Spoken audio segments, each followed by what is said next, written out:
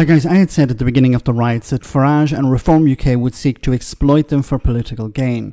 We've already heard pretty much everyone in the right-wing party point the finger of blame at the Prime Minister Keir Starmer and not at themselves, who have been whipping up anger over the issue of immigration for years now.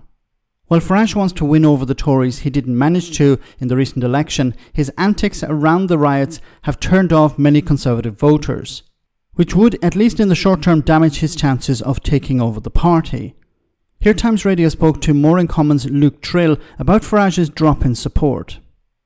And there is polling on Nigel Farage at this point. There is. Obviously, Nigel Farage has, I think it's fair to say, had quite a controversial role. Yeah. He has obviously condemned the violence, but has said, I think, repeatedly now that this is about, there is unease amongst the general populace, which is being channeled by these rioters, and linked it to talking points on migration. So, and it's kind of a story of two halves here. So what is definitely true is that Reform UK voters themselves are more likely to say that they have sympathy with the protests. It's still not close to a majority. It's about 1 in 5, but you compare that to sort of 7-8% of the population as a whole. So we know Reform voters are a little bit more sympathetic. But what's interesting is when you look at Nigel Farage's overall approval ratings, it was already underwater. Mm-hmm. You could remember, Nigel Farage appeals to some, very polarising to others. It was about -35 with YouGov. That's dropped to -42. Okay. So a 7-point drop. And the interesting thing is one of the biggest drops has been with people who voted Conservative in 2024.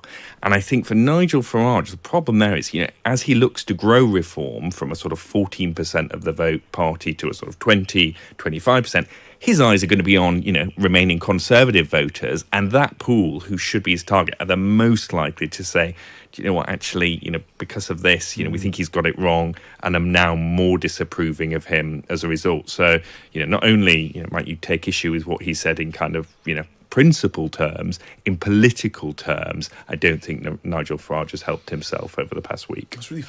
That's great to hear.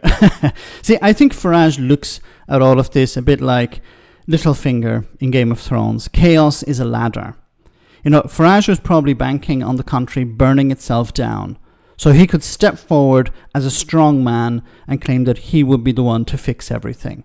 And of course, he was hoping that immigration would once again come to the forefront, and it would be the issue that everyone's talking about. And of course, he's in a position from the sidelines where he can say, well, I would bring immigration down to zero. Immigration is the problem. I would bring it down to zero. In exactly the same way during the Brexit referendum, where he was brought on TV all the time, he was hosted, he had his own show on LBC, where his answer to everything was, well, if we leave the European Union, we'll be able to fix that. NHS waiting list, we can bring it down if we leave the European Union. He's using the same language again, just replacing the European Union with bring down immigration, end immigration, or immigration is the problem. So I don't think he's going to go away now. He's going to try and find some other strategy. But I think what he wants is eventually to join the Conservative Party, to be welcomed by the Conservative Party. And of course, there are people in the Conservative Party who are very happy with the language that he has been spewing over the last few days. But they would like to have him on board and perhaps have him as leader of the Conservative Party. And we're talking about the members here, not so much voters and certainly not MPs.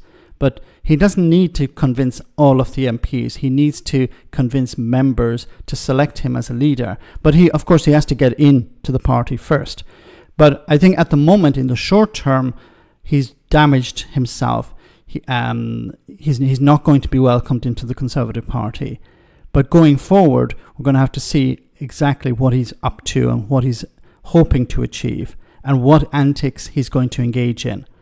Let me know in the comment section, guys, what you think. As always, your comments are greatly appreciated. Thanks a lot.